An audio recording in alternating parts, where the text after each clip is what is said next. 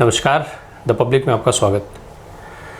बीते दिनों भारतीय जनता पार्टी के राष्ट्रीय कार्यकारिणी की जो बैठक रही उसमें जो कुछ हुआ और इसके अलावा तेलंगाना में जो कुछ हुआ वो मीडिया और सोशल मीडिया में सुर्खियों में रहा। दरअसल शुक्रवार को उस बैठक की शुरुआत हुई, जो राष्ट्रीय कार्यकारिणी की बैठक थी उसकी औपचारिक शुरुआत जो थी वो शुक्रवार को हो गई थी।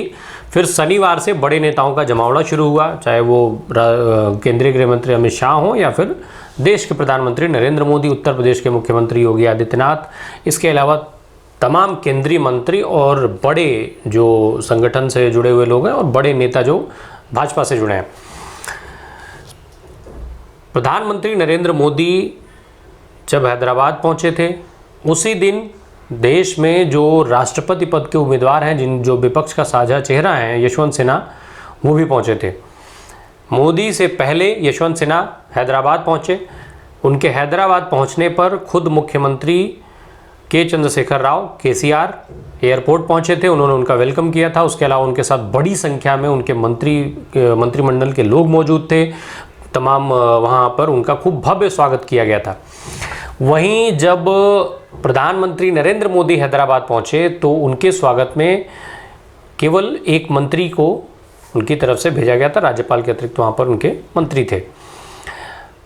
ये जो चर्चा थी उसने सोशल मीडिया पर एक नई बहस शुरू कर दी। हालांकि इसके पक्ष और विपक्ष दोनों में अलग अलग तरीके से इसको लेकर के, जहाँ एक तरफ से पार्टी ने केसीआर की पार्टी ने हमला किया, वहीं दूसरी तरफ से उनका पलटवार करते हुए स्मृति ईरानी जैसे नेताओं ने उनका जवाब दिया।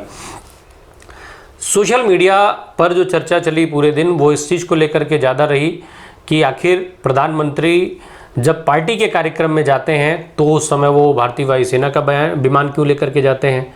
इसके अलावा ये जो तमाम खर्चे हो रहे हैं उनकी बात हुई। ये सब चीज़ें ज़्यादा चर्चा में रही बनिस्बत इसके कि स्वागत किसने किया और किसने नहीं किया। हालांकि एक सवाल तो है ही, प्रोटोकॉल के हिसाब से मुख्यमंत्री को उनका स्वागत करना चाहिए था, पर वहीं जो टीआरएस की तरफ से या जो वहाँ जो टीआरएस के समर्थक राजनीतिक विश्लेषक हैं उनका मानना है कि वो प्रधानमंत्री के तौर पर वहाँ नहीं गए थे, बल्कि भारतीय जनता पार्टी के नेता के तौर पर गए थे, भारतीय जनता पार्टी के कार्यक्रम में गए थे, इसलिए मुख्यमंत्री उनका स्वागत करे ये प्रोटोकॉल में आवश्यक नहीं है। इसके अलावा वहाँ पर तमाम चीज़ें हुई। अमित शाह ने वहाँ पर केसीआर के ऊपर तमाम सवाल उठा दिए। जो अमित शाह ने यहाँ तक कह दिया कि केसीआर की जो सरकार है वो उसकी कमान ओवैसी के हाथ में है। इसके अलावा उन्होंने लोगों को ये जानकारी भी दी कि केसीआर कभी कार्यालय नहीं जाते हैं, उसका कारण एक तांत्रिक है। तांत्रिक ने उनसे कहा हुआ है कि अगर आप कार्यालय गए तो आपकी सरकार गिर जाएगी। इस डर से केसीआर कभी सचिवालय नहीं जाते हैं, और जो व्यक्ति सचिवालय ही नहीं जाता हो उसको वैसे भी पद पर बने रहने का कोई अधिकार नहीं है, उन्हें खुद छोड़ देना चाहिए। साथ ही साथ उन्होंने ये भी ऐलान कर दिया कि अगले 30-40 सालों तक अभी भारतीय जनता पार्टी की सरकार रहने जा रही है पूरे देश में और तमाम राज्यों में।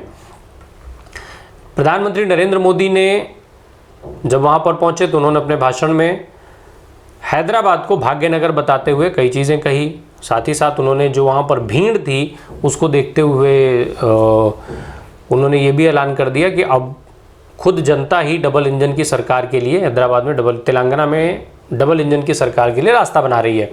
इसके अलावा उन्होंने इस मौके पर सरदार पटेल को भी याद किया।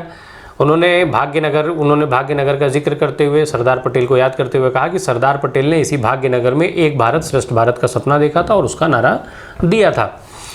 अब जो ये सारी चीज़ें हैं, भारतीय जनता पार्टी दक्षिण भारत का जो राज्य है, दक्षिण भारत के 5 राज्य और एक यूटी, उस पर भारतीय जनता पार्टी ने पूरा फोकस किया हुआ है।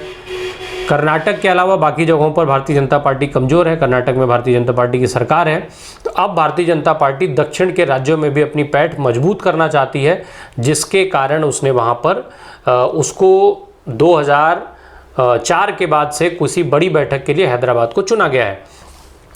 इसके अलावा चार मीनार से लगे हुए भाग्य लक्ष्मी मंदिर है, उस मंदिर को भी भारतीय जनता पार्टी ने अब अपना धीरे धीरे केंद्र बनाना शुरू कर दिया है। भारतीय जनता पार्टी इस मंदिर को विशेष महत्व दे रही है। खुद उत्तर प्रदेश के मुख्यमंत्री योगी आदित्यनाथ रविवार को सुबह वहां पहुंचे थे, उन्होंने वहां पर पूजा अर्चना भी की थी, जिसके बाद ये मंदिर चर्चा में आ गया है।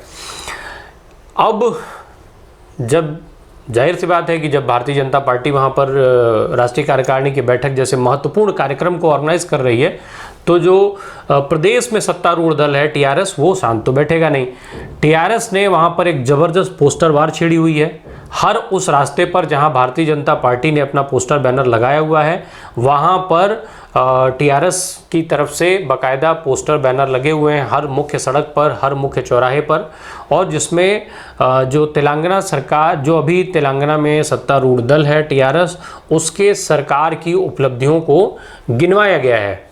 सत्तारूढ़ दल टीआरएस ने हर जगह पर पोस्टर वार को छेड़ते हुए जो पोस्टर भारतीय जनता पार्टी की तरफ से लगाया गया उसका जवाब दिया है, और वहाँ पे अपने सरकार के कार्यों का, जो सरकार द्वारा कार्य किए जा रहे हैं, जो उनकी योजनाएं हैं, चूँकि दूसरा टर्म ये चल रहा है टीआरएस की सरकार का, तो ऐसे में उसने अपनी उपलब्धियों का पूरा बखान उन पोस्टर के माध्यम से किया हुआ है। इसके अलावा केसीआर ने बाकायदा वहाँ पर भारतीय जनता पार्टी पर निशाना साधा।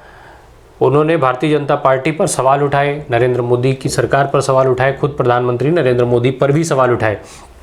साथ ही साथ उन्होंने कहा कि देश में इस वक्त जो कुछ हो रहा है उसमें बहुत सारी चीज़ें गलत हो रही हैं और लोगों को इसके लिए आवाज़ उठाना चाहिए। अब देखना होगा कि भारतीय जनता पार्टी अब इस पोस्टर वार में कितना शामिल होती है, टीआरएस को इस पोस्टर वार से क्या फ़ायदा मिलता है। साथ ही साथ जो भारतीय जनता पार्टी का सपना है, जो तेलंगाना में राष्ट्रीय कार्यकारिणी की बैठक हैदराबाद में करने के बाद जो दक्षिण भारत राज्यों में उसका अपना पैर पसारने की जो प्लान है, वो कितना कामयाब होता है। बहरहाल आप ये सुनते चलिए कि केसीआर ने भारतीय जनता पार्टी पर क्या, भारतीय जनता पार्टी को क्या कहा, और साथ ही साथ प्रधानमंत्री नरेंद्र मोदी पर क्या सवाल उठाए। लेकिन क्या हो रहा है इस देश में? आज जो कुछ भी हो रहा है गलत हो रहा है, जो कुछ भी किया जा रहा है गलत किया जा रहा है। ऐसे स्थिति में देश को खामोश नहीं रहना चाहिए, आवाज उठाना चाहिए, सबको एकत्रित होना चाहिए और एक परिवर्तन ऐसा वैसा नहीं, एक उच्च गुणवत्ता वाली परिवर्तन। We need to bring in a qualitative change in Indian politics. It's the requirement of the nation today. आज के हमारे जो प्रधानमंत्री है वो आज हैदराबाद आने वाले हैं, 2 दिन के लिए यहां रहने वाले हैं, गला फाड़ फाड़ के हमारे खिलाफ बोलने वाले हैं। कोई बात नहीं, लोकतंत्र है, जो जिसके समझ में आए बोले, जो जिसको कहना है कहे, यही हमारा लोकतंत्र का मान्यता है। हम इतना ही कहना चाहेंगे, माननीय प्रधानमंत्री जी, जिस प्रकार से आप विपक्षी दलों के नेताओं पे गला फाड़ फाड़ के गलत आरोप लगाते हैं, उसी प्रकार से जो संबोधित करने वाले हैदराबाद सभा को, उसमें हमारे प्रश्नों का उत्तर दीजिए। ये मांग आज आपसे देश कर रहा है। प्रधानमंत्री जी, जब आप पहली बार चुने गए थे, जनता के साथ कई आश्वासन दिए थे, कई प्रॉमिसेस किए थे। एक भी, कम से कम एक भी आपका किया हुआ वादा पूरा हुआ क्या? हम जानना चाहेंगे तो किया है तो किस वादा आपने पूरा किया? एक भी, कम से कम एक भी, टार्च लाइट डाल के भी ढूंढो तो नहीं मिलेगा। ये मैं नहीं, सारे देश कह रहा है।